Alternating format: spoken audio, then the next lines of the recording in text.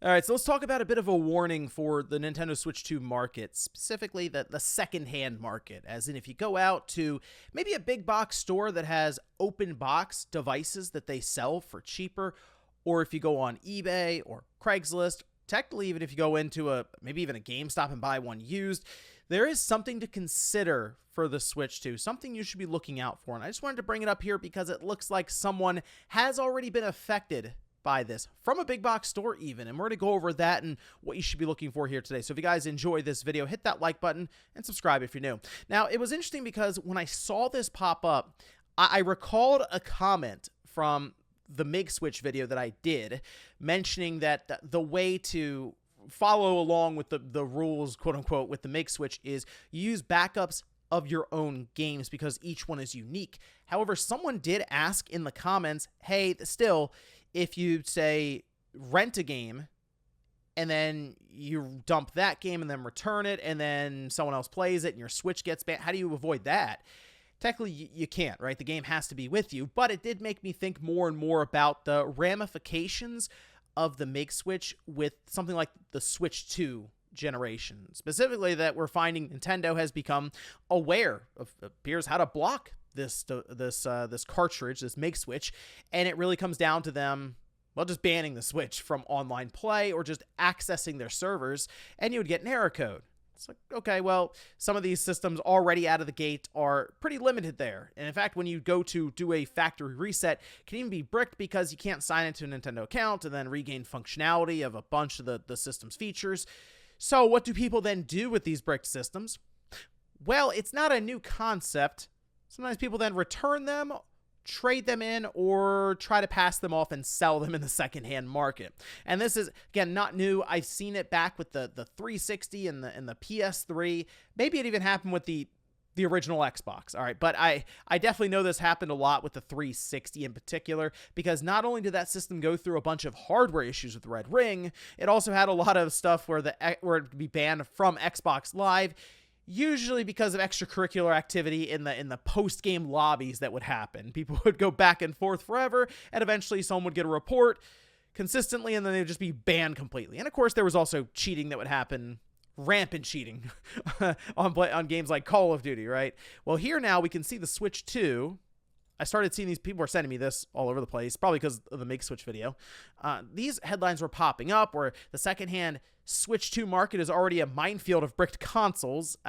Keep this headline in mind, though, as we go, because I do want to make a point about some of the stuff that's happening here. Beware that pre-owned Switch 2 you're thinking about buying might already be bricked. Warning, as some people are returning bricked Switch 2 consoles after MIG carts. Okay, so I started to look through this, like, all right, where is this coming from exactly? Well, to my understanding, there is one account right now that has pointed this out and even has logged this entire situation, where it was over on Reddit here, and a person mentions that they'd been out looking for a Switch 2 and driving between work sites and stopped at 2 different Walmarts.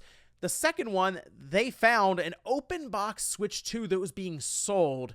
It was behind the glass. They had to kind of point it out. And then when it was brought to the counter, they realized, okay, the Mario Kart code is already scratched off, so that was used. However, Walmart did knock off like $50 or something. So, okay, not bad. It ended up being a cheaper system overall. However, when getting home and then signing in, they get the error code 2124-4508, which when you look it up, yes, does mean it's been banned, and we're all kind of linking that now to the MIG switch, since that is like the one main thing that seems to trigger Nintendo into issuing these different account bans or just bans on the system. And once it's tied to that system, well, that's kind of it. I mean, each system has a unique identifier to it, and from there Nintendo just blocks it all from being able to sign in and use, again, a large portion of the system's features and even getting through setup, for example, right? So that's kind of the situation now. And when I look at some of the other stores, like Best Buy, I checked for open box, it is mostly accessories, and that's just stuff that gets returned usually, and then they'll just put it back out after inspecting it, making sure it looks fine or it even works. However, it's going to be difficult for them to go through and test these systems for online functionality and its ability to get past this screen that would normally be perfectly fine. You go through, the system starts up, you're logged in, and you can access the eShop. So to me, this then extends to places like eBay, places like Craigslist, GameStop. I mean, anywhere a system can be traded in or even then returned and resold if everything looks okay in the box, you could run into this, all right? Because that's just, if your system's banned and you're like, wait, I'm in this return period, I wonder if I can slip this by them. Again, it's happened a lot in the past with other generations. So to me, it's actually not shocking to see that, yes, this is a thing. Although I guess you could say it's kind of shocking that it's already happened, because even with the Xbox 360 and the red ring, yes, some were red ringing out of the box, but it wasn't until months later even that people realized you could wrap it in a towel and get past. You just had to get past it for the initial testing with GameStop, and then it was kind of their problem. That's sort of how it worked there. So if you decide to pursue a Switch 2 in the secondhand market, and I really don't know if I can recommend that now, really anyway, because it's not that much cheaper. It's from what I've seen with price, some people have $50 cheaper. Some are selling it still, or at least trying to sell it for more money if it's open and stuff and put on sale on eBay, and then they'll put a case or another controller with it, try to bump it up further. So for me, I keep seeing these things get resupplied. Best Buy keeps posting about it. GameStop will randomly post, Walmart. So these systems are coming in and out of stock. However, I do understand we're going to get to the holiday season, and I think the Switch 2 will become more scarce, like basically everything else, since there's a lot more buying pressure in general, a lot more demand around that time, and that would be the system's first holiday season. So yes, there's probably going to be a struggle when it comes to supply, and some people may turn to the secondhand market. So my recommendation here, if you decide to do that, is before you purchase the system, contact the seller, or if you're at a store, you'd have to figure this out too. You just need to make sure it can access the eShop, really. So they should be able to show you that with their own account signed in before they do a factory wipe. And if they already have done the factory wipe, I would recommend having a second Nintendo account you set up temporarily, just like a throwaway email, so that you can quickly go through the setup process, sign in, and make sure it gets past that initial screen. If you're buying it secondhand on a place like Craigslist or Facebook, to me, that shouldn't be an issue at all. In fact, you should be able to message them, and they should be able to do it right there. Now, on the flip side, if you're someone looking to sell your Switch 2, I would recommend having that as an image, like, oh yeah, here it is on the eShop. Like, it's not banned, okay? Because that is now going to be a question here going forward for the Switch 2. Do I think this is something that is going to be widespread, as one headline mentioned, a minefield out there?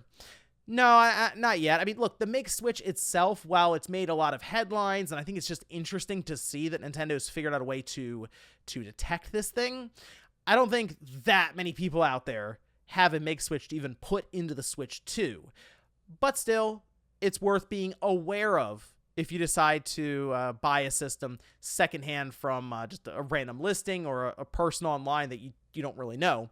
So that would at least be my advice there. Figure out a way to get the system on the eShop so that it's not banned, and then go from there. But let me know what you guys think about this one down below. Is this going to become more and more of an issue, or we're going to see a couple of outliers, like, for example, this person who just happened to come across one at Walmart that very clearly seemed to get bricked from the Make Switch, and then I guess the person returned it to Walmart, and look, the person who's taking it back at Walmart, they're probably opening up to make sure everything is there, and that's about it. I wouldn't be shocked if they didn't really turn it on, to be honest, and just threw it back into returns, and it found its way back out on the shelf. But let me know what you guys think about this one down below. Thank you so much for watching, and I'll see you next time.